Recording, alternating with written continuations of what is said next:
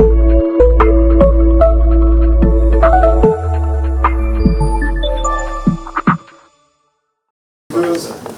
and friends, I'm Ishan Dar, and I am a senior researcher with Global Order. The reason I'm explaining this is it might have occurred to some of you, I am not Dr. Amer Pratap Singh, the director of the Geoeconomic group, which has powered this initiative. Yet, it is my pleasure, my distinct pleasure in fact, to welcome you to this professional session on security and maritime lifelines, connectivity and resilience across the Bay of Bengal. As I think is now abundantly clear, over the past decade, the Bay of Bengal has re-emerged as one of the most strategically consequential maritime spaces in the Indo-Pacific. Historically, this region connected civilizations, trade routes, and cultural networks, as my colleague Indos and Gupta pointed out. Today, it is once again becoming central to conversations on connectivity, commerce, security, and regional cooperation, especially as we drift towards international anarchy, as Mr. Akbar pointed out, and forgive the pun on drift. The Bay, as is clear to many of you, is home to some of the world's busiest shipping routes and increasingly important port infrastructure that sits at the intersection of energy flows, supply chains, submarine communication cables, fisheries, and strategic sea links. For countries around the Bay, maritime connectivity is no longer a peripheral concern. It is closely tied to economic growth, national security, and regional stability. Therefore, maritime lifelines is by no means an overstatement. At the same time, the region faces significant challenges, many of them being non-traditional security threats, such as climate vulnerabilities, extreme weather events, disruptions to supply chains, illegal maritime activity, in addition to intensifying geopolitical competition, all underscore the need for resilient and secure connectivity architectures. And this is perhaps also why the non-traditional element of it, why, as some analysts earlier said, the oceans have been invisible. Although perhaps not as invisible as we'd like to think, for you do have a Kashmiri sitting before you, moderating this panel today. In this context, conversations around connectivity have evolved considerably. However, connectivity today is not simply about building ports, roads, or corridors. It's equally about resilience, another theme of this panel, which means these networks need to remain functional, secure, sustainable, and reliable during periods of crisis and uncertainty. And that also brings us to the core pillar of this discussion. Institutions such as BIMSTEC have therefore required renewed importance to provide a framework through which countries of both South and Southeast Asia can think collectively about trade facilitation, infrastructure integration, multimodal transport, maritime governance, and strategic coordination. We are fortunate today to have an exceptionally distinguished panel representing perspectives from economic policy, maritime infrastructure, regional connectivity studies, and strategic affairs. With that, let me invite our first speaker, Dr. Rupa Datta, former Principal Economic Advisor, Department for Promotion Industry and Internal Trade at the Ministry of Commerce and Industry, who will speak on the BIMSTEC Master Connectivity Plan, which you just heard about, and its wider implications for regional integration. And before you start, Dr. Datta, let me just point out, each speaker, I believe, will get 15 minutes, and about 2 minutes before conclusion, you'll be reminded of this bell. The NOF have been very kind to provide us with many literal and proverbial bells and whistles of this conversation. Dr. Datta, please.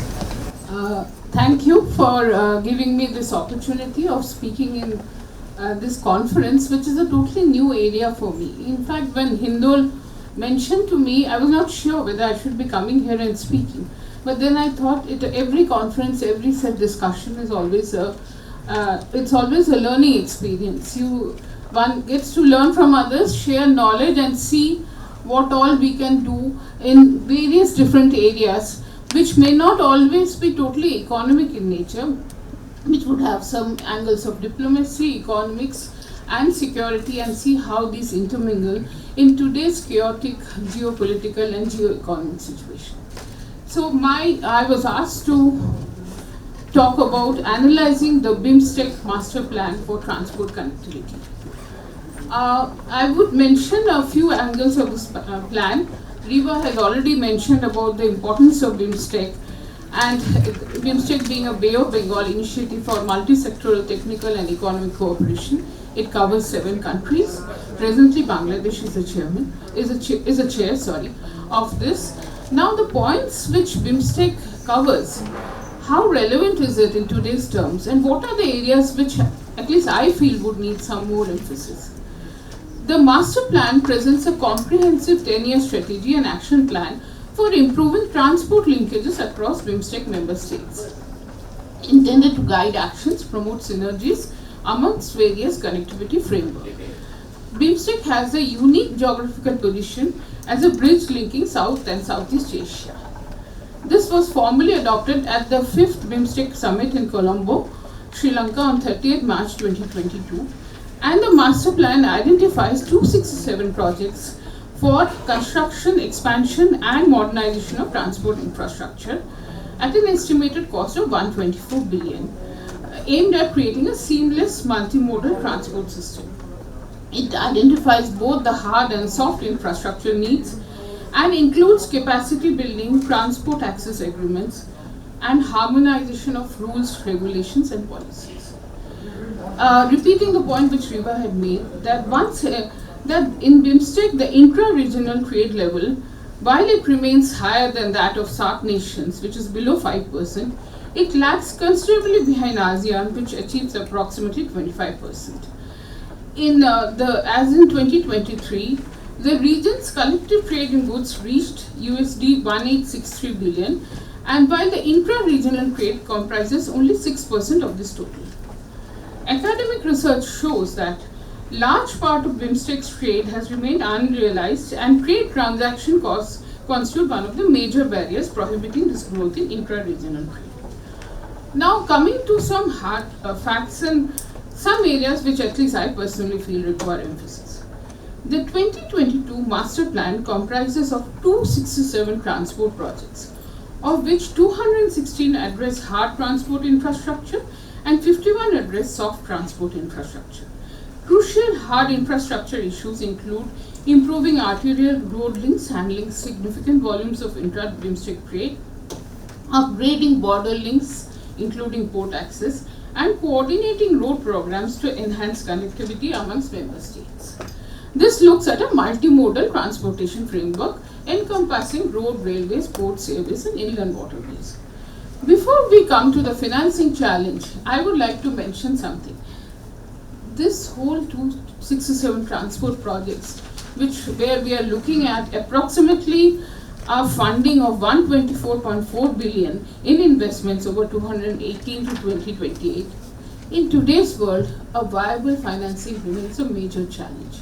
With the kind of, without being repetitive, the kind of problems which we are facing, the geoeconomic scenario, the oil prices, the exchange rates, and even in terms of, because I have come from Commerce Ministry, the weaponization of trade, tariffs, all these would put a lot of constraints on the governments for providing funding.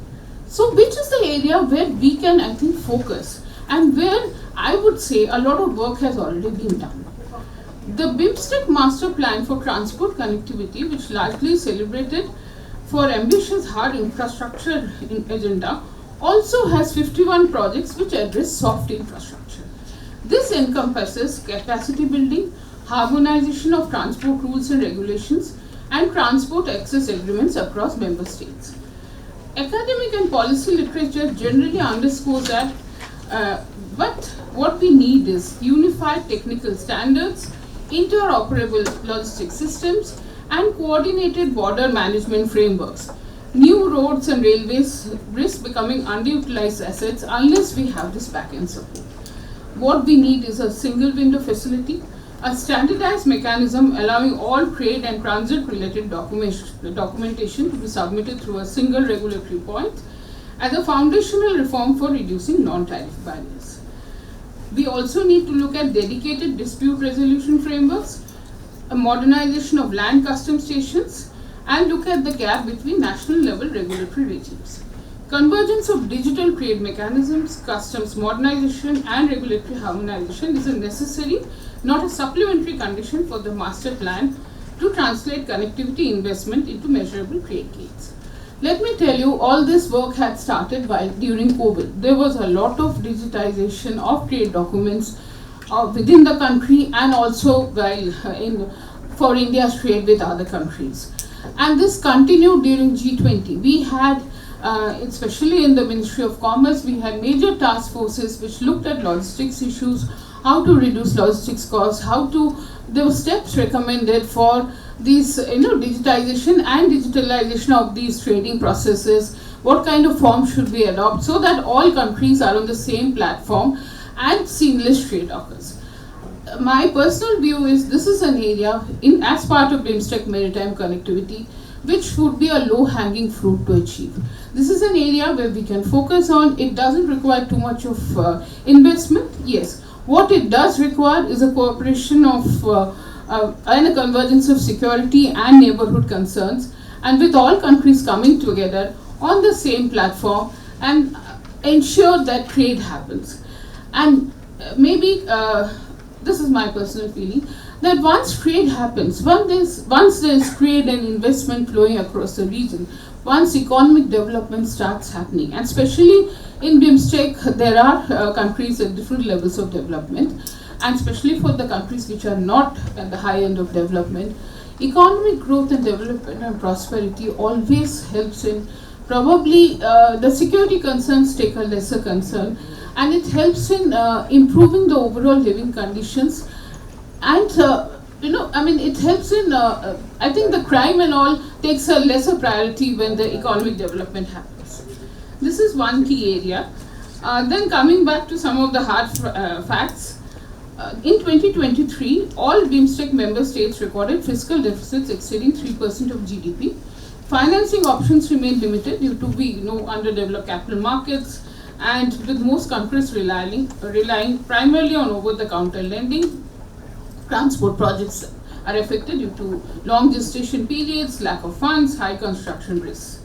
ADB has proposed a cross-border economic analysis framework to address over 50% of these projects, but even in giving a concrete example of a construction of Dhirashram, the largest inland container depot in Bangladesh was delayed for a decade since 2013 due to funding issues, before finally getting funding in 2024. So the hard infrastructure as part of BIMSTEC maritime connectivity still remains an issue. The soft infrastructure is an area where we can focus on and which I think requires priority. And remembering the geopolitical and strategic dimensions, BIMSTEC comprises of 7 countries with a combined GDP of USD 3.5 trillion, but inter-regional trade still has a lot of potential to improve. And economic and empirical research shows very clearly that there is a bi-directional correlation between FDI and economic growth. So, for a perspective on the BIMSTEC maritime connectivity from the economics point of view, let's look at there's the hard part, hard infrastructure projects, and the soft part. Let's focus on the soft part, and let's see how all countries develop different kind of platforms. A lot of it can be done online in today's world, and work together for seamless trading across all these countries. Thank you.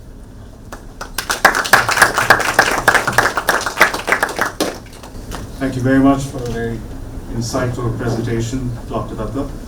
Since we still have a little time, an earlier panelist touched upon the fact that BIMSTEC has thus far flown under the radar, and yet this master plan coming together was a great feat of collaboration. To think counterintuitively, has this being a low-profile initiative thus far, has it been advantageous? I would also be, like I said, it's a learning experience, so it would be a personal view as compared to what others in the room, I'm sure, would have their own view.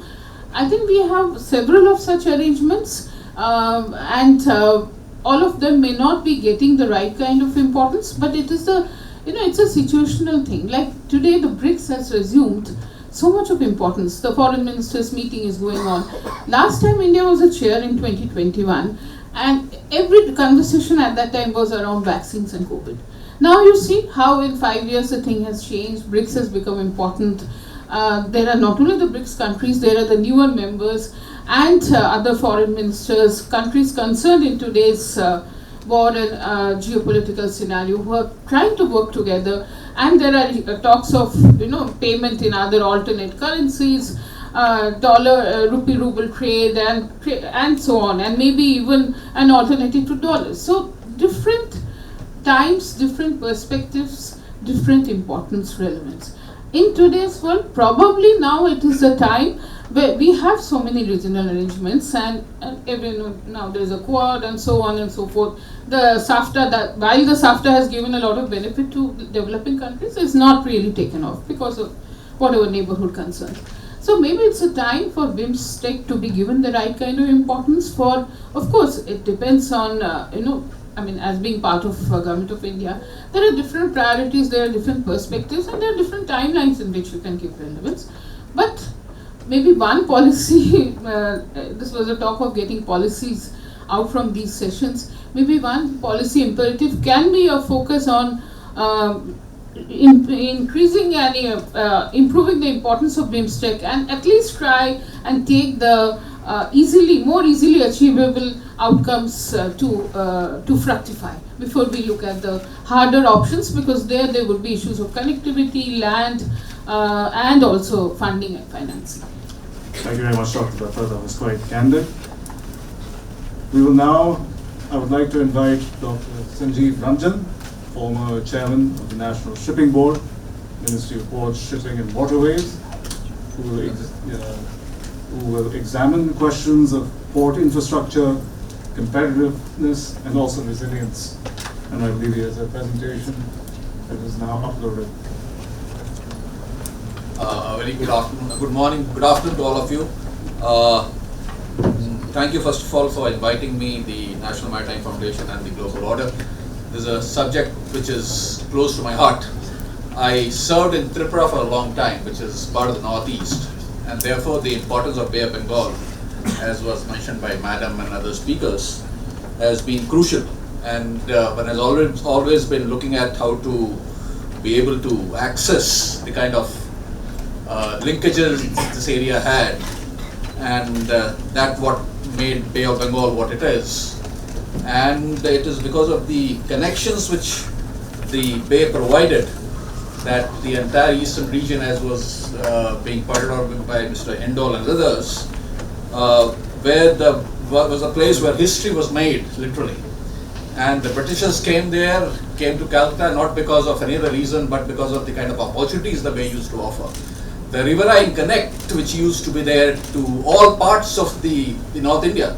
So that is the reason why it was the center of global history being made there. And now we have had developments in between of all kinds, and we have this BIMSTEC and other platforms which have been working for quite some time. And you have the BIMSTEC Master Plan, which has been around and was formally adopted after long years of deliberation. The fact that there are a whole huge number of infrastructure projects, but the connectivity which one expects to be there between the countries in the region is still something in the making. And today, as we stand here, and was pointed out by Mr. Akbar in the morning, the phase through which the world is going, the crisis which we have in hand before us, I think there's a wake-up call not for us alone, but for all the countries in the Bay of Bengal region. We have resilience as one of the important topics for discussion today, and as we go forward, the global order in which things were taken for granted, the right for free passage which is given as far as merchant shipping is concerned, is under cloud today. And therefore, and as a consequence, the supply chains which were also taken for granted. Companies operate in just-in-time kind of a principle. That was the Japanese doctrine. You don't have inventories. This was the reality 5 years back. But because of COVID, because of the various challenges which the world faced, the given supply chain order has virtually become a big question mark for large corporates. And therefore resilience of the supply chain is critical not just for national security, it is also critical for people who want to make money in the corporate world. And therefore resilience of supply chain is something which all the countries in the region have to grapple with, whether they have to provide energy to their citizens, whether they have to provide fertilizer to the farmers, is all in the cloud. And therefore in a crisis like this, I think is an opportunity for the countries in the Bay of Bengal region to be able to work together and be able to develop supply chains which are resilient, where we are able to work together, and the master plan which Madam mentioned, Dr. Datta mentioned, which has been there on paper for quite some time, to make it work. It will be the interest of all the countries to be able to make the hard infrastructure which was mentioned be made operational on the ground, the soft infrastructure which you mentioned in terms of the harmonization, in terms of regulations getting aligned, are low-hanging fruits which have been on the table for some time, but because of various reasons they don't tend to take off. But in this crisis is the real opportunity. And if the countries in the region are able to work together for their own advantage, they'll be able to develop supply chains which are resilient. And today we have one crisis on the Western Front, there will be many with the new order that we are in. One can expect similar kind of challenges coming time and again. And therefore it is a right movement where the framework which exists, we've had these frameworks with the declarations, for example in BIMSTEC, that the summit, you have the vision declaration, you have the summit declaration, which goes at length to elaborate that in addition to infrastructure, we need to be able to get the trade talking to each other, getting the regulations assigned. And today I think it's time we give a timeline to all that. We should be able to make it work in our interest, and everyone should be able to have supply chains that are resilient. I have a PowerPoint which goes at length to explain quite a few of that. Since I have time, I'll touch it. This basically is the basic theme that I wanted to place before you, and I have some of the slides here. I'll just run through a few of them, which I think would be of interest to you. This is a picture that I picked up from the book, The Great Ports of Asia in History, by Mr. Kenny Tang, who happens to be the director of the Asian Civilization Museum in Singapore. And this is of the period 2000 BC kind of period, where you have recent excavation in South Vietnam, Echo, where you find that people from Bay of Bengal area would go through Kedah and on to this place and further on to China. So the fact that Bay of Bengal has this unique thing of monsoon winds which drives this connectivity. The monsoons which are predictable, one season in one direction, the other season another direction, gave this connectivity a force which was the only way to navigate long distance in short times till the mechanized kind of movement came in. And it was thanks to that before the colonial powers came and before the mechanized boats came, the Bay of Bengal was the most connected part of the world, where actual commerce used to happen, large scale commerce used to happen. And I have this slide which depicts that. And just to build on that, I have just put a few things here which talks of the kind of connections which used to exist. And while we talk of traditions, we have this Bali Yatra, where we do it on the Kartik Purnima day in India. The same kind of a ritual where people go on to water bodies and offer offerings happens in all the countries around the Bay of Bengal rim. This, I think, should be of interest to all of us. It has some kind of a linkages to the old maritime connect which all these countries had. And it is time we are able to reestablish that in this world where we are talking of resilient supply chains. So that is the kind of background which I wanted to place before you. Talking of the ports, since the topic is port infrastructure, I think as far as India is concerned, I think we've done very well in the port side. We are more or less, we have about 2,700 million metric tons of capacity. We moved about 16,000 million metric tons of cargo last year.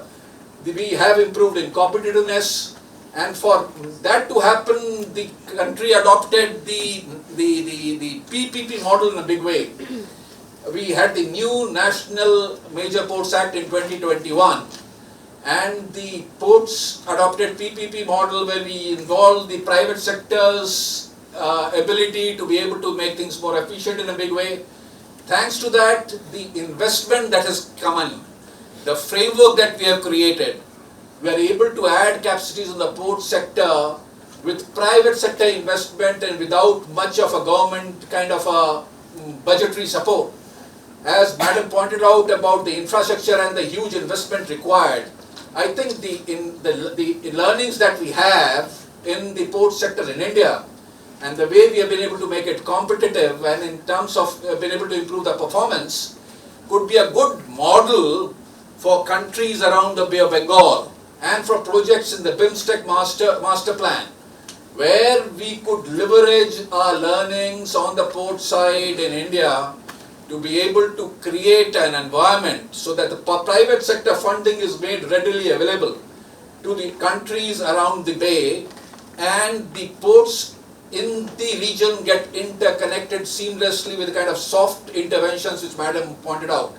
If we are able to do that, we should be able to get connectivity for at least the kind of commerce which used to exist in the Bay Area, bringing prosperity to the people in the region. The challenges of migration and so on because of, am I running out of time? No, not yet. I have some time? Yes. Okay, good. So I'll add a few more slides to what I just said. So this is the kind of lessons we have from our port sector, both in terms of the capacity we have added and the improvement in performance we have done. And this could very well be a model for others to follow. We on the Indian side have a full pipeline of projects to be able to take care of our future evolving needs, and going green in respect to the climate challenge, of course, is something which we have to be looking at. The programs which the government ran in terms of Sagarmala and so on has been of great help.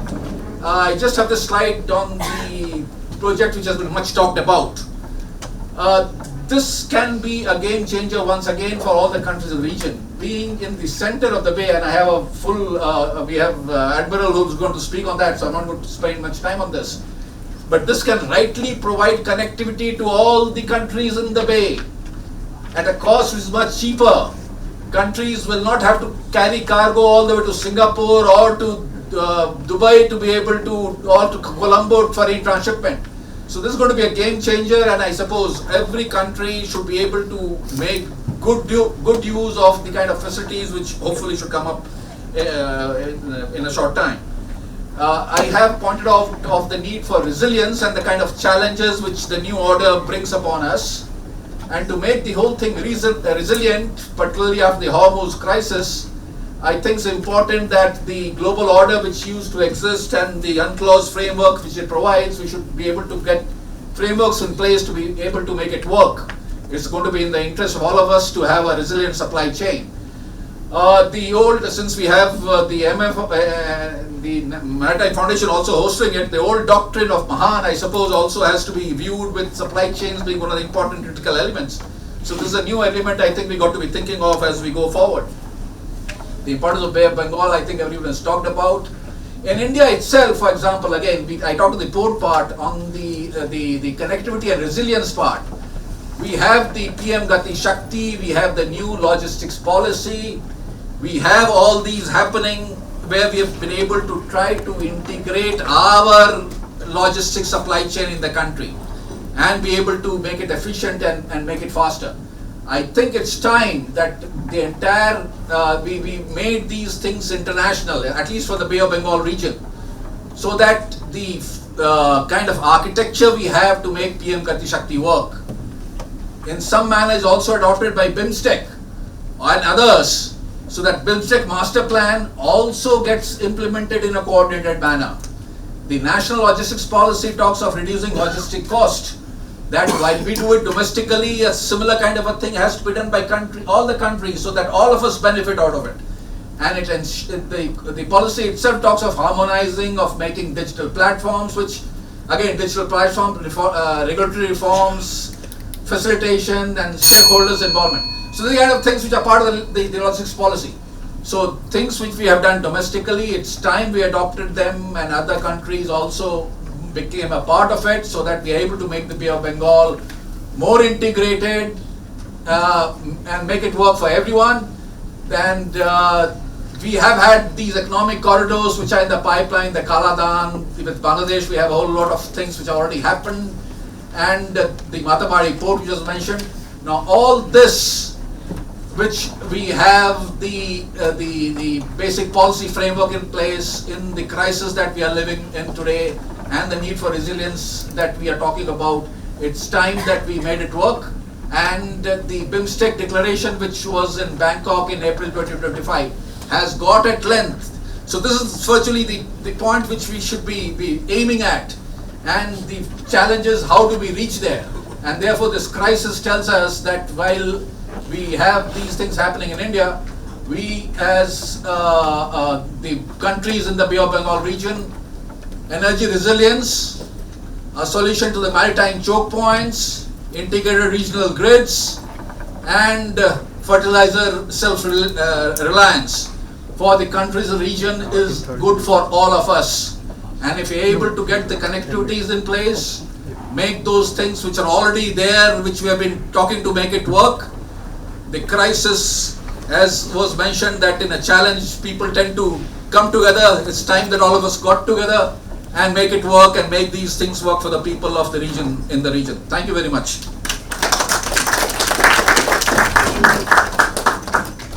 Thank you, Dr. Ranjan, for that enlightening presentation on how we can scale up connectivity through infrastructure and also how we can make it more resilient. Doc today will offer perspectives on multimodal connectivity, which is particularly important.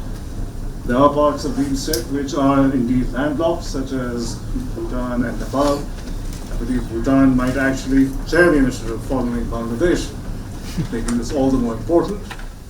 And as well as he'll focus on issues of broader economic integration. Dr. Day, please.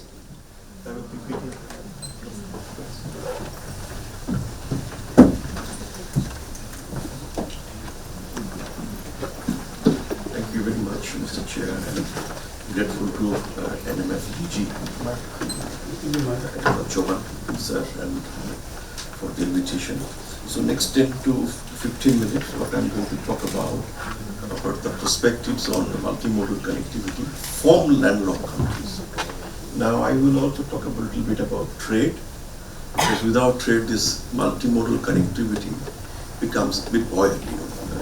What we are going to carry on the connectivity, the name of the connectivity. So multimodal connectivity and trade will be coming interchangeably from landlocked countries. So I will be arguing more about the issues for these two landlocked countries, Bhutan and Nepal.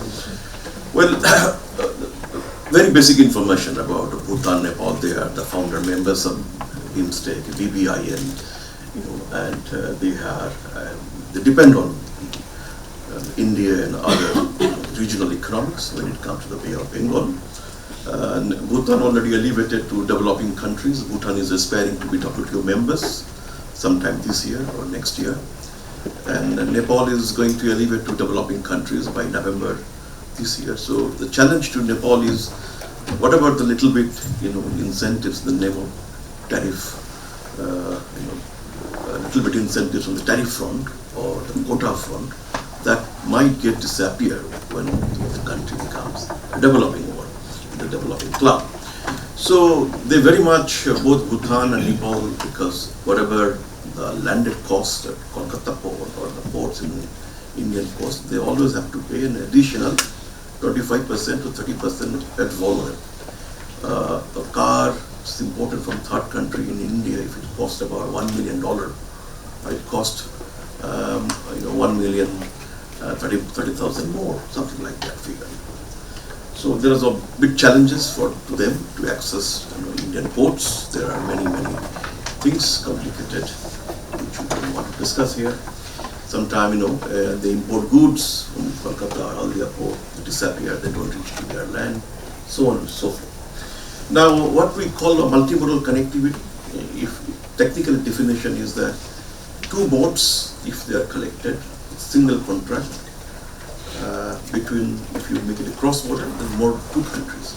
So that's basically we call the multimodal connectivity. Now I have a table here.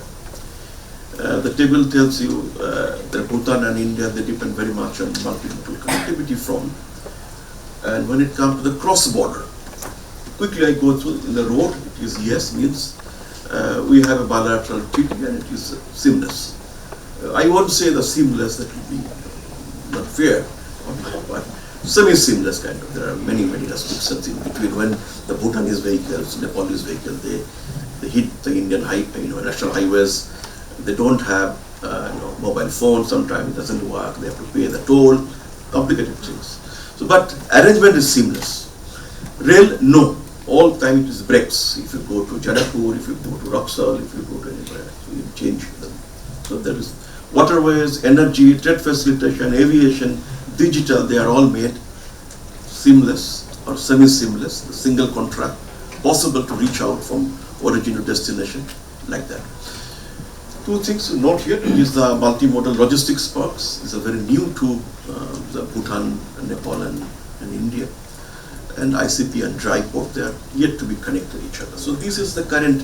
I could have made it, very nice graphs and things like, no need, just this table tells you very clearly when you talk about the MMC. But look at, how India comes here as a facilitator, what India is doing in a foreign policy.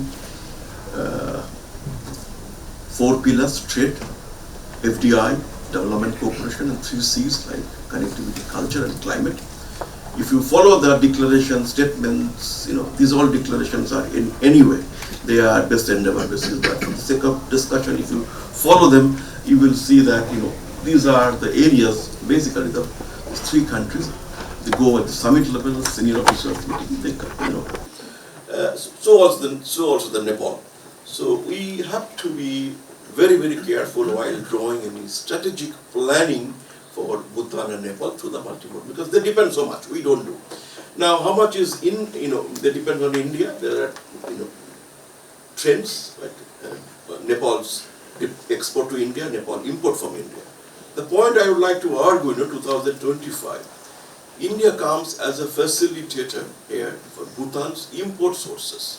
India is telling to Bhutan, you don't have to depend on me. I'm not locking you both for export and import. You import from whatever you would like, I would like to facilitate through our ports. So you can see that over time, it is dependence on India's increase. So 40% actually Nepal's imports. Globally, that number is increasing. And Bhutan, same trend. So all it tells, these trend lines very clearly, that Nepal and Bhutan, they depend on India. India comes as an honest facilitator. Export, India provides high market access to both of them. But if I don't allow, don't allow the sources for Bhutan or Nepal from other countries, then I become very selfish. Very, what should I use the word? That I don't want the prospects of the Bay of Bengal, neither for the Bhutan dependence or Nepal dependence. So this figure indicates that India is very benign, allowing Bhutan and Nepal to import a growing number from all over the world. So it also tells you that they get better goods. We are not forcing them, then don't import our spoiled product. You better go to some other countries, and import better products. So that's what Now, as a matter of fact, such kind of arrangements at the bilateral and sub-regional level, there is a commitment in the Colombo BIMSTEC summit that the leaders, they told us that 8% interregional trade by 2026. Figure tells you that we have already reached 8%, whereas all the number is less. So this is actually helping Bhutan and Nepal to increase their trade capacity. And when it comes to the new region, yes, I have still time, about 3 to 4 minutes. It is the northeastern part of India, because they are connected geographically. And you can see the data tells you that kind of investment India made in the border infrastructure, connecting the infrastructure border with the roads, ports, land ports, etc. So when it comes to the BBIN, it's connected geography. Bhutan and Nepal is having a good, a rising market access, both, and that goods in the sense that this is, local industrialization is happening. Poor people, they're getting more livelihood. When it comes to the Northeast, to be very frank, the mainland India, we were very, very pessimistic about them. We don't treat them well. Let me very, very clear. Now, when it is South Asia's arrangements with the border, I see that northeastern region part of India is going to be an economic zone. That's I argue actually. And we have, situation at the Myanmar and Bangladesh not very supportive. But if we do, get an engagement with them, that comes and benefit for the Bhutan, Nepal, depending on Bangladesh or Myanmar, so on and so forth. What about the FDI? Very FDI, very restrictive, very suspicious. That what's happening, who is investing. So, but if you look at Indian, FDI going to the region, outflow is more than the inflow. So, but this is restrictive. But if you make it in open, Press Note 3 amendment for the China, it's a small 10% Chinese equity is a small one. Otherwise, FDI, we have not utilized. We have a rising trade. We are telling Bhutanese and Nepalese to depend on us, but we need to allow free flow of investment as well. How about the development corporations? We have a trade growing, FDI, whatever amount, border connectivity is improving. Bhutan and Nepal, they depend, they require India to have a higher development corporation. The trend line tells you it's 93%, it's quite good utilization, but requires more. Let me come to, the connectivity part, which is, I am not going to again here.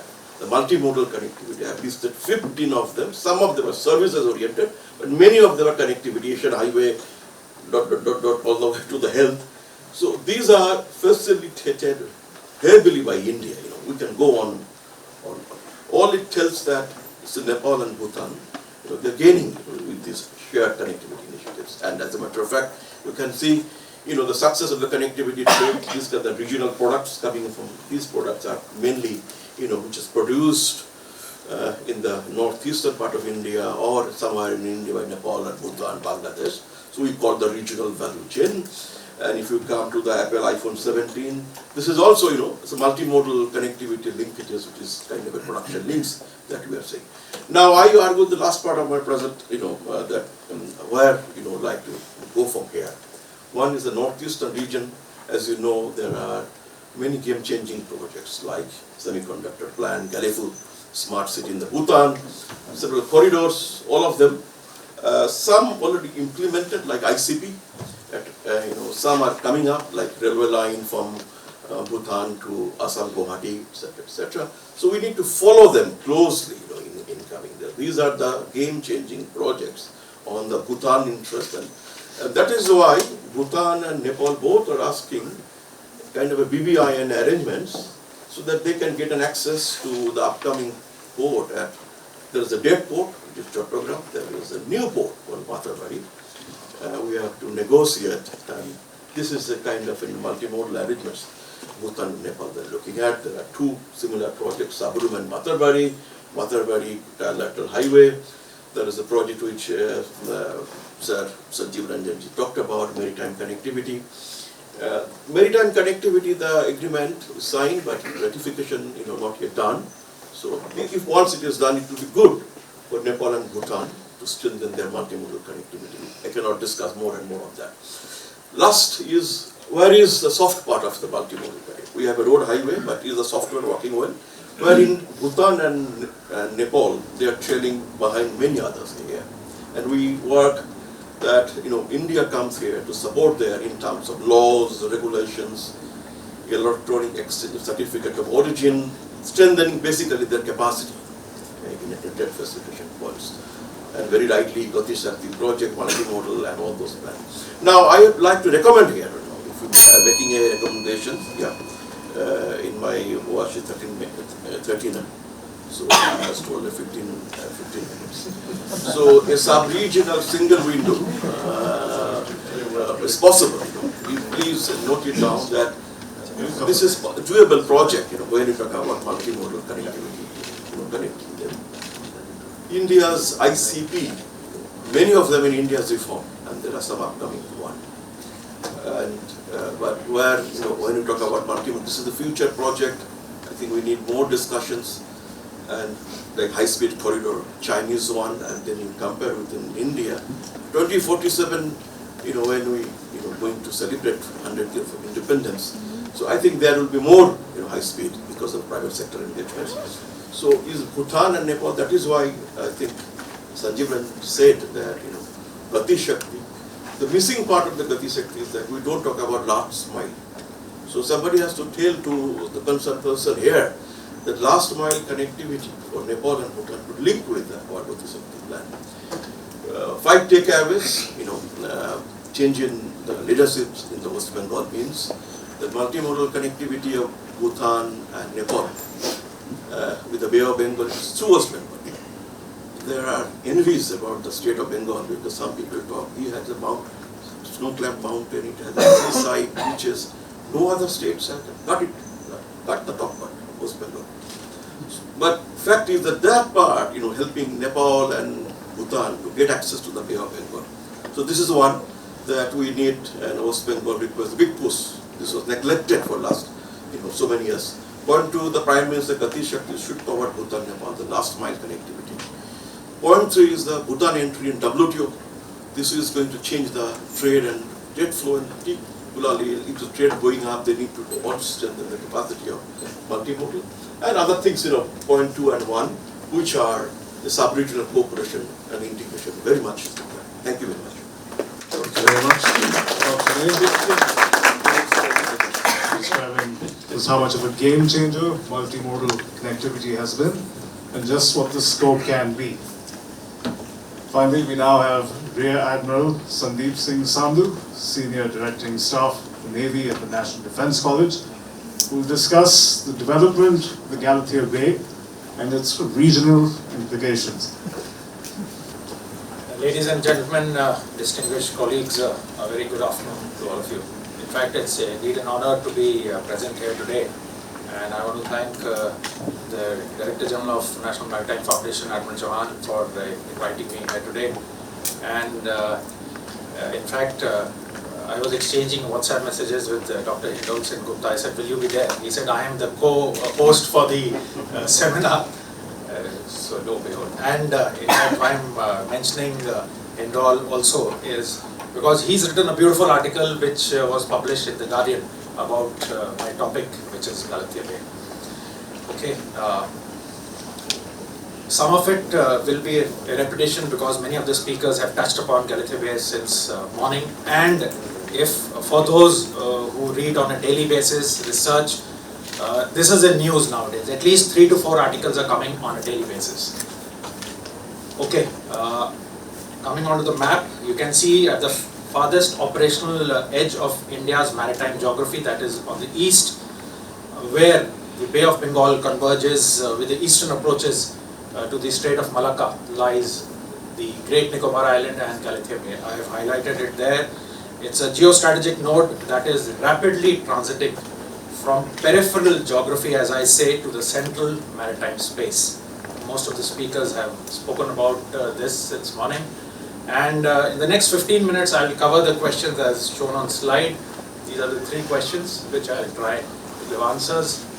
Generally, all of us know what the Galathea Bay project is, but I thought I'll just put pen to paper so that we are clear what it is all about.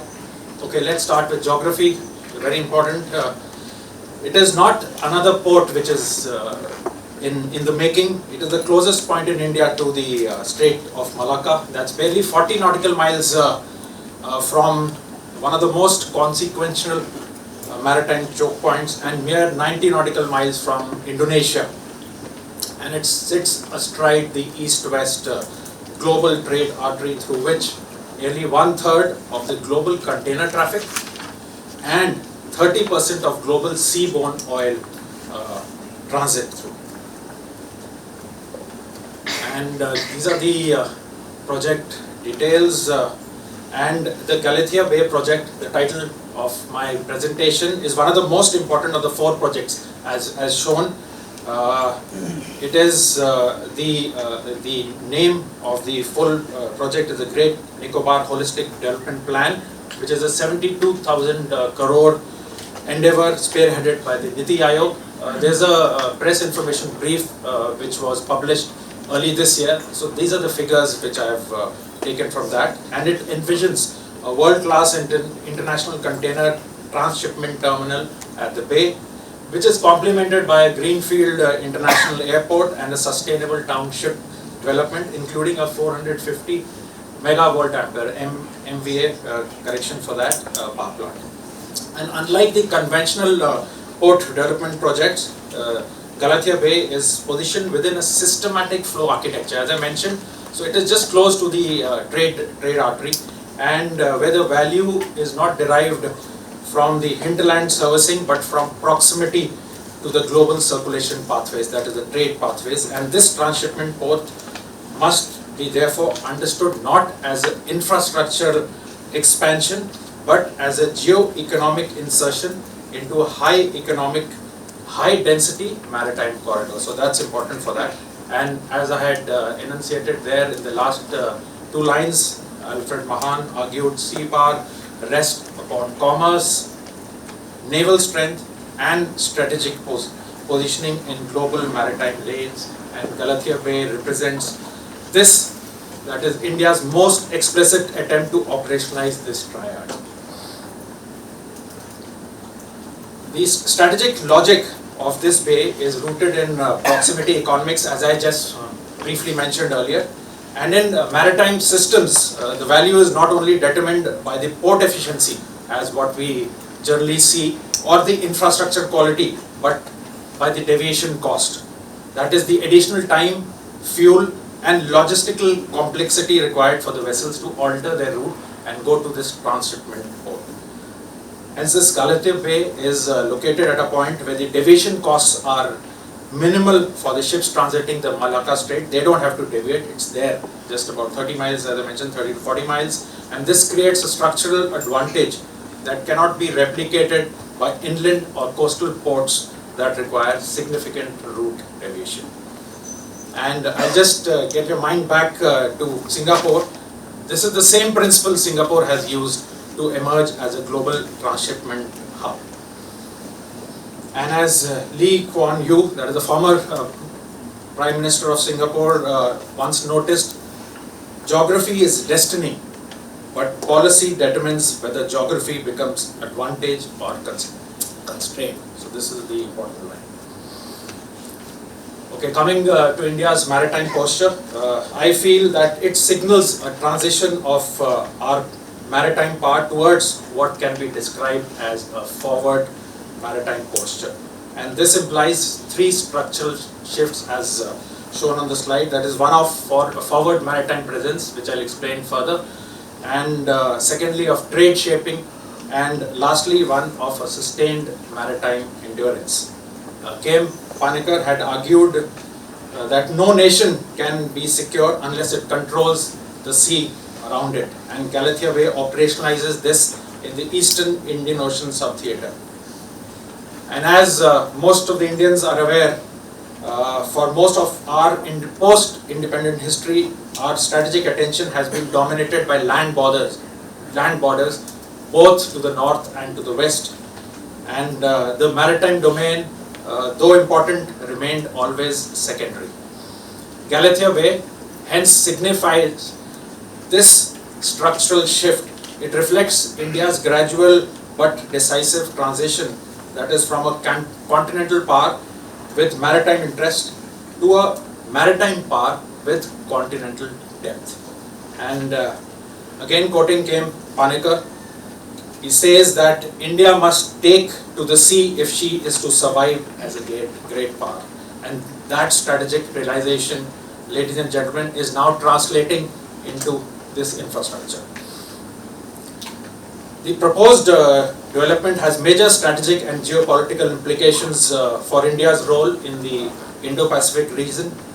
its significance lies not only in economics, as the DG also mentioned this morning, but also in the ability to strengthen India's maritime influence and strategic reach in one of the world's most important geopolitical theaters.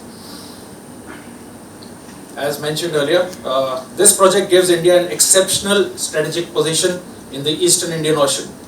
It lies adjacent to the Malacca Strait, as I mentioned, which is one of the busiest maritime choke points, and through which the substantial amount of trade flows. And from this location, that is the Great Nicobar Island, India can significantly enhance the maritime surveillance and domain awareness across the Eastern Indian Ocean region.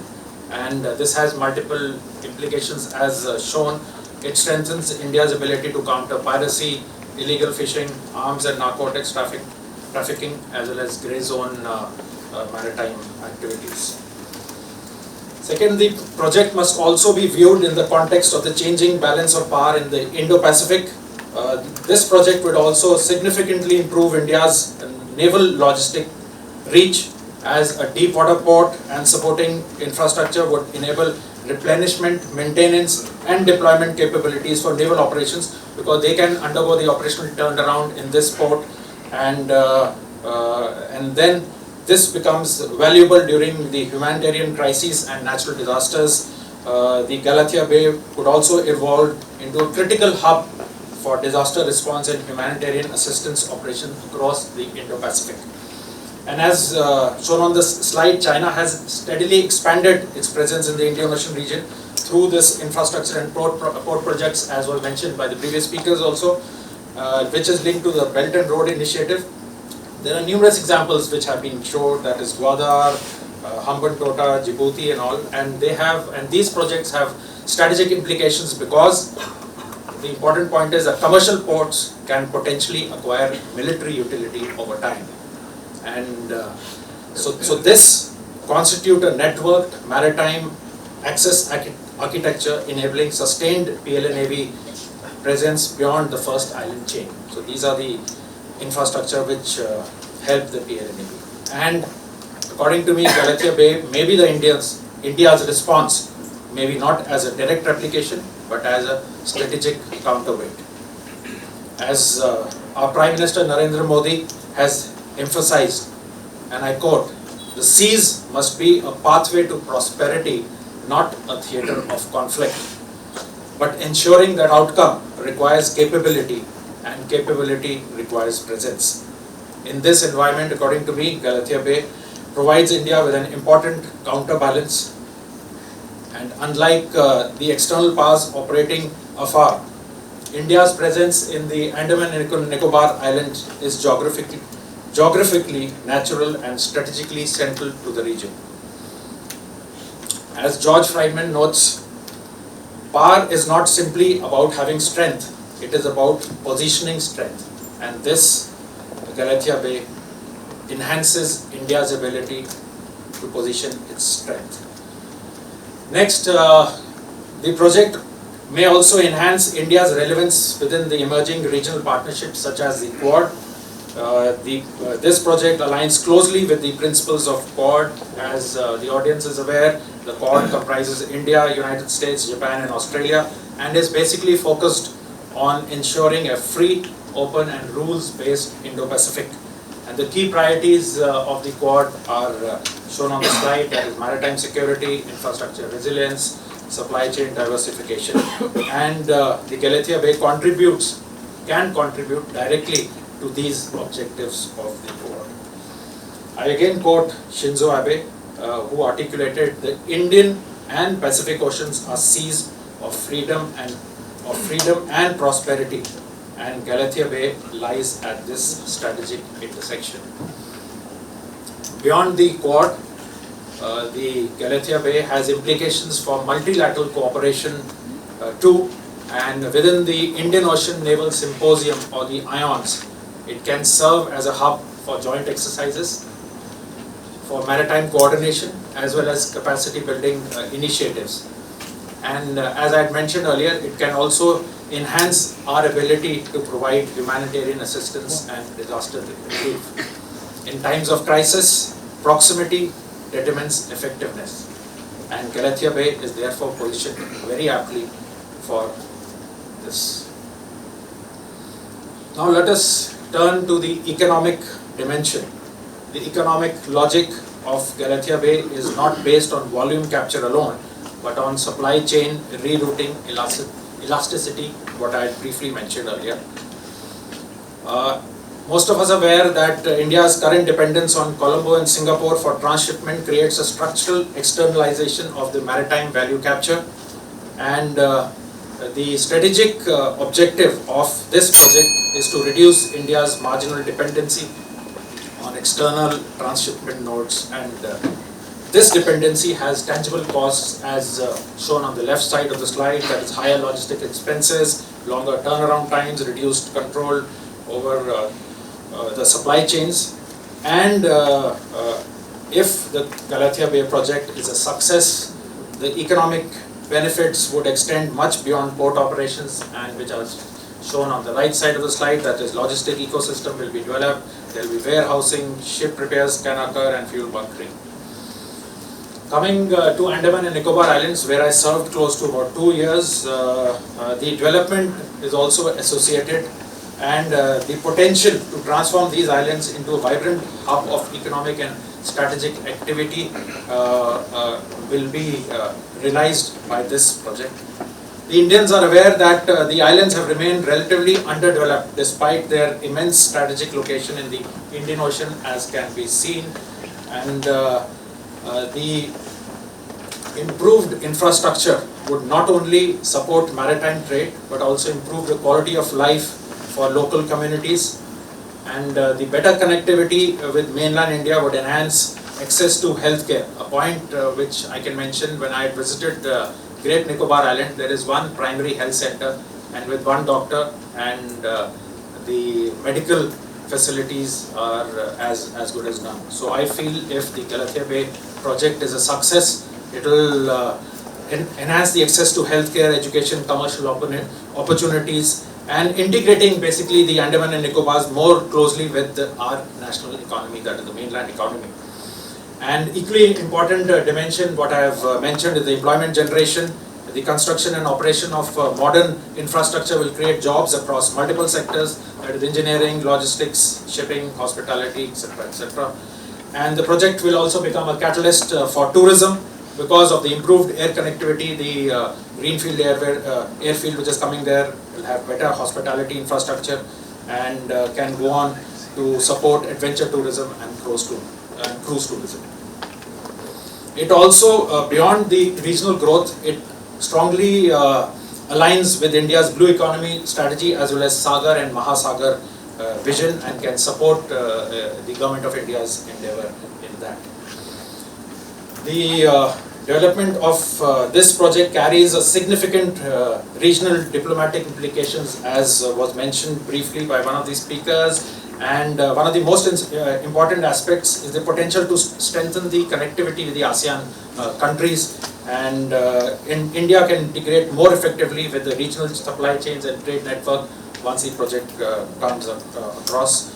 It also will reinforce India's broader Indo-Pacific strategy and complements the country Act East policy.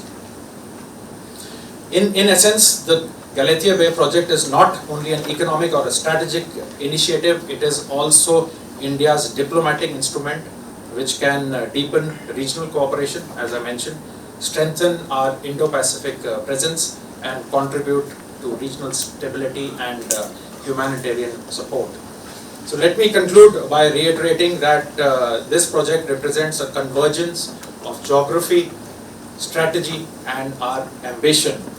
And it offers India a chance to shape the Indo-Pacific order rather than merely respond to it. That's more important. And it represents a shift in India's maritime strategy, a transition from dependency to partial autonomy in transshipment flows, and embedding of India within the global shipping architecture rather than adjacent to it. The last quote from my side, Pandit Jawaharlal Nehru once said, "A moment comes, which comes but rarely in history. This is such a moment." And the question only remains whether India will rise to meet what it represents and what it thinks the Galathea Bay project should be. With that, I come to the end. Thank you, ladies and gentlemen. Thank you very much. Please.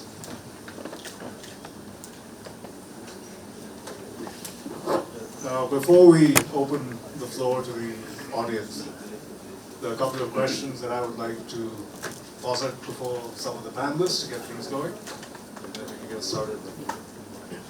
And then Admiral South will take a sip.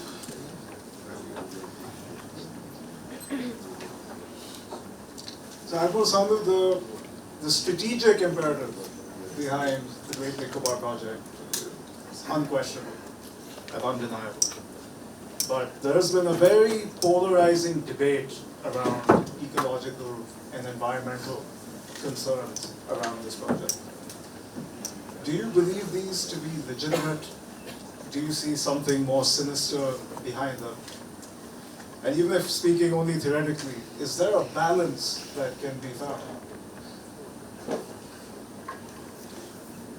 Okay, that's a very tricky question to a serving Admiral of the Navy. Okay, so yes, there are concerns, ecological, environmental concerns, and as I have mentioned while I was addressing the audience, that every day there are about 3 or 4 articles on Galathea Bay, and out of those 3 and 4, 2 or 3, about 75% are on these environmental concerns and all. And the largest turtle in the world, the leatherback, is found and comes for nesting in the Galathea Bay. I spent quite a few nights there watching them.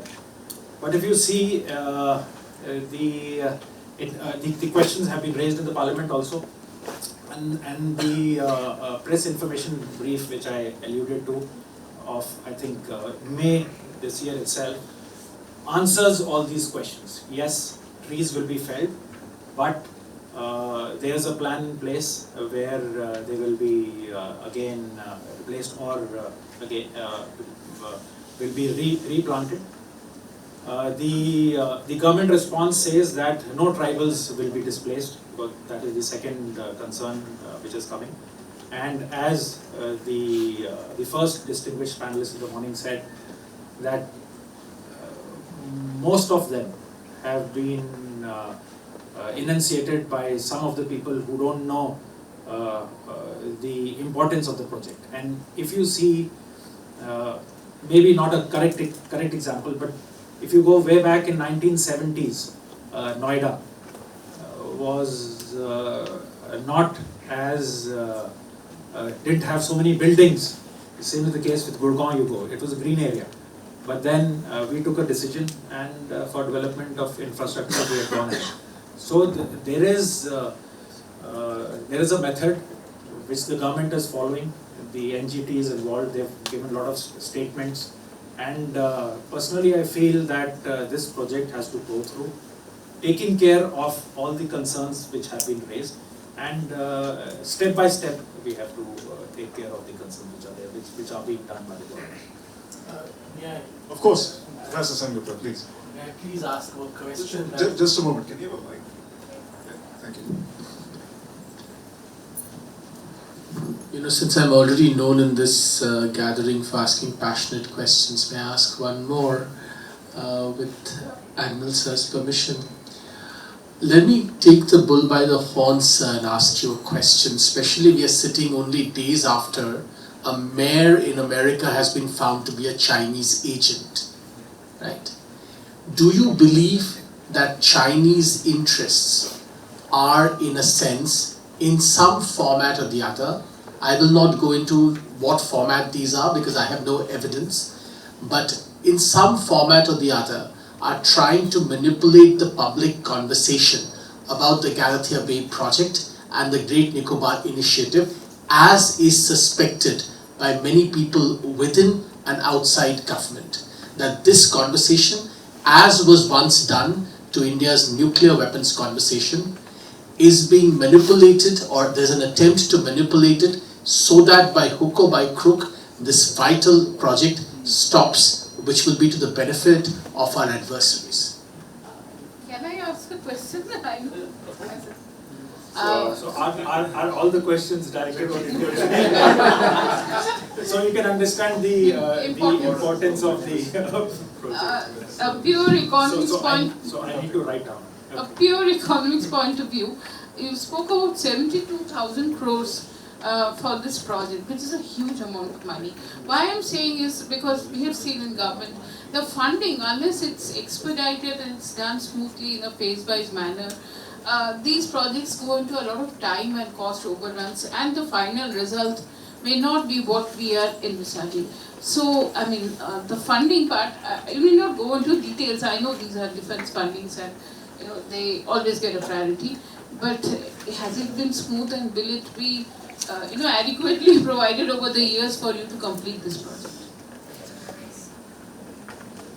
So I'll take on your question first, ma'am, because I am also passionate about one of the projects which needs to go through, that is the aircraft carrier project of the Indian Navy. So some of the people have been asking that does Indian Navy have enough to fund our follow-on constructions of the aircraft carriers and all. And the answer is yes.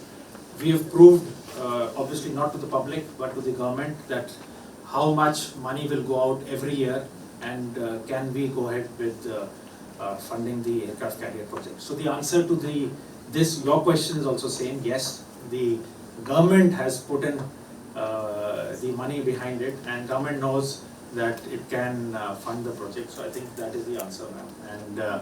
And getting back what I mentioned, that it is just next to the trade artery, and how much money will we save from transshipment if the project is a success? So that will give an answer.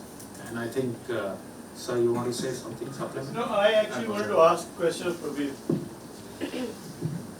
Which is related to this and nothing to do with the subject which you addressed.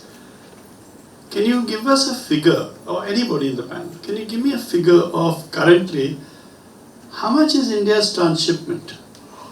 What is the quantum of Indian transshipment? That means, are we talking about a problem that is as big as my aunt's garden or as small as my aunt's pen? We are all aware that this will handle so much of the transshipment, but how much is the transshipment to start with? How much of Indian trade is coming through destination ports? How much of Indian trade is moving on transportation? Maybe you can answer that. Thank you. Sir, I can only answer on the container volume. I do not know the transshipment. No. The point I'm asking is specific to container volume is available on... Container transshipment in the range of 7 to 8 million boxes, container boxes. Okay. That much Is transshipped? Transshipment, Singapore, Port Klang. 7 to 8,000. 7 to 8 million. Sorry, million. Million. Oh, thank you. I think I just supplement that. The numbers you had, and each extra transshipment certainly adds a few $100 to the logistics cost. If you're able to save that, that's over time I'm sure is going to make the entire thing work. Secondly, today in this conference, if the countries, the region, also spend a similar kind of a money going long distances for transshipment. So if you're able to work together, this project will work for everyone. And Bay of Bengal will become what it was at one point of time. So that's the way everyone should look at it. So, in aid of Sandeep, I just wish to answer one more thing for Mr. Datta. This 72,000 CR is actually planned to be spent over 30 years. Till 2047, yeah, that's right. So it's a phase-wise deployment of money. I believe the gentleman in the back has a question as well. Dr. Bharat Singh, Advocate Supreme Court. With respect to, the question is to all the members in the panel. If we see historically, most of the ports have been successful primarily because they were always an ancient port over there, and there was a great domestic demand which was supported by the population over there. As of now, building a Great Nicobar project for security reasons is a separate aspect, but for transshipment, when itself that island is supported by support from the mainland, India, every even small item go over there and it costs phenomenally. How much feasibility study on this aspect has been carried out? Whether in long term, even the local, you don't even have basic population over there to sustain basic operations. How many people are you going to transfer over there? What kind of logistic, even to sustain that island, would you be able to create? Has any kind of studies been done on this? I mean, my just question to all the people on the panel. Dr. Dev, you'd like to Just, it is, RIS was appointed by the successor of Mr. Sanjeev Ranjan sir. Mr. T.K. Ramachandran was the secretary of Ministry of Ports and Waterways. I can only share that two things. If you see the location of Galathea, we are arguing it is very deep of the international shipping corridor. It will have a good amount of saving time, but this feasibility study that CMEC, where I am associated at RIS, we did for the Ministry of Ports and Waterways. It's the fact that our transshipment going to Singapore, Port Klang, Colombo, particularly to the east side, it will completely cut and it will handle. There are two conditions that we made in our simulation model, which also in this presentation was there. If there is a crack canal, if I digged out, what will be its likely volume? Because you just cannot sustain in our study just building an international container transshipment terminal. And then the bunkering, availability. So there are a couple of things we looked at. In a way, the financial feasibility in the best scenario, business as usual, is not there. Another aspect, then, when we are talking about environment, then we are told that this is not your domain, we don't talk about it. One which also we raised the question that, look, other end of the bay in the Malacca, why not? Indonesia is not interested to have a kind of a transshipment in that side, Aceh province. Why not? Basically, what Indonesia's replies is that it's a tsunami-prone area. In such a tsunami-prone area, if the very difficult to sustain heavy load construction. Right? So this is what we are told. But in short, the study that we did, the trade forecast, if there is a container ICTP at Galathea, what would be the likely volume till 2047 that we did for the ministry. Very much. Any further questions? Oh, sorry. No. Just supplement, there's a full-fledged viability study that was done, and as Mr. Day pointed, the volumes of transshipment multiplied by the cost, extra cost that one incurs over the period that the project would run would more than make up for the costs involved. Secondly, if the countries and region also work together, it's going to be a win-win for everyone. And in addition to transshipment, you also have other kind of businesses of bunkering and so on. Right now, ships have to carry extra load just because they have to travel long distances. If you have a port in between, you're going to save costs in that as well. So if we have this project in place, that's going to realign, reorient, reconfigure the entire logistics supply chain in the Bay of Bengal region. So the existing position will be very different. And therefore, we have to look at what the future would be with those kind of advantages that would accrue to all the players which are right now incurring extra costs. And if we look at it, if we are able to implement it seamlessly and quickly, we'd all gain from that. Any further questions from the audience? Gentleman in front, can you have a mic, please? Please introduce yourself. Yeah, my name is Dr. Sarjit Dureja. Sir, recently there was a news about 72,000 instead of, is it 92,000 crore? 92. You said 72, it was 92, I think, somewhere. And they say next, we are expecting that Pakistan will be entering from east side, that's why we are now in very hurry to do it and my question is, the way now President Trump is in China and we have our addresses being China, do you think in our friend relationship we will share this space with other friends like USA also? So you're talking about the Galathea Bay project? So if you see in all writings and all, it has been said that it is a commercial port or commercial entity which is coming up, sir. Nowhere it is said that it is a security project for the armed forces or the maritime agencies. So it's a commercial port and yes, so what I tried to bring out in my presentation is commercial facilities have dual nature, that the military or the armed forces, the coast guards can come there and utilize for operational turnaround, for doing various other maintenance activities and all. So in case the government feels that it can share the space, and the government has various MOUs with various countries, logistic MOUs and all, we can use the logistic facilities with vice versa, like we can go there and utilize their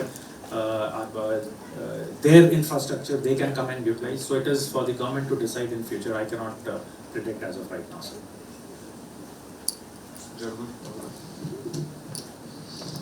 Good afternoon, I'm Captain Agnihotri from National Maritime Foundation. It's more of a comment that while as Admiral Sandhu said, that it makes great sense to highlight the commercial aspect, future commercial aspect of the Galathea Bay project. There is a narrative which is coming up trying to highlight the security point of it. Dual use infrastructure we all agree with. It does great disservice actually to the whole project and India's image as a benign security partner of everybody around by projecting that we are going to be using it as a base for a triad and those kind of things. Rather we are actually creating trouble for ourselves. Apologies, I request you to be a little bit more succinct. We're running out of time. Yeah, finished. Yeah, this is just.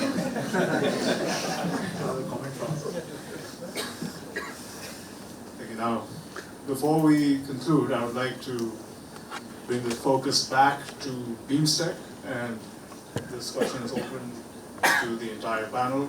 Dr. Datta's presentation showed that the Master Connectivity Plan is very ambitious in scope. There's been many principal implementation challenges. But to echo my colleague, Professor Sengupta, I would like to once again focus on the elephant in the room, or rather the dragon in the room, which in this case is China. Many of the member states are actually hosts to competing architecture that are put forward for the Chinese for the longest time. As our geopolitical competition with China, as it gets more intense, as economic growth develops, to what extent can China itself become a principal implementation challenge when it comes to BIMSTEC? And this is open to the entire panel. Whoever would like to take a whack at it, please do so. Dr. Datta, perhaps. I'll just say a couple of lines. I think others would be more knowledgeable. But the China with its Belt and Road initiative, how far it's progressing in the post-COVID scenario is something which needs to be seen. But yes, that can definitely act as a maybe a kind of alternative, or maybe a kind of implementation bottleneck in the whole BIMSTEC connectivity project. But then I think the approach towards Government of India's approach towards China, Chinese investment, and kind of interactions seems to be more nuanced and more positive. So maybe these projects can be complementary and not competitive, but that would of course depend on what all the stakeholders say about these, and these would be views which would need a much wider consultation. Of course, Dr. Anjan. Yeah, thank you very much. The BIMSTEC Master Plan is a huge collection of projects involving substantial sums of money. There's no doubt of that. And there are many countries involved. While the model that you talked of has been in the making, and countries which have taken that have had issues with it because of the issues of repayment and so on and so forth. Having gone through that experience, to what extent it will sell for more projects is for the countries concerned to decide. And based on their needs and security kind of concerns, I'm sure things will fall in place in various countries. But the fact that the master plan is an effort to get the countries connected multimodally, there are all modes involved. And I think we should push to get those elements in place, both the hard infrastructure and the soft part of it. It's going to be the larger interest, howsoever it is implemented, While you talked of the Chinese model, I talked of the Indian model of the ports and our experience of being able to galvanize the private sector to be able to put projects which are viable and in the larger interest of anyone without the states or the getting indebted or being dependent on any of their foreign power. So that's another model which countries need to be looking at so that they're able to develop the kind of infrastructure that is required for their own good and to be able to build up a resilient supply chain, which is the need of the hour.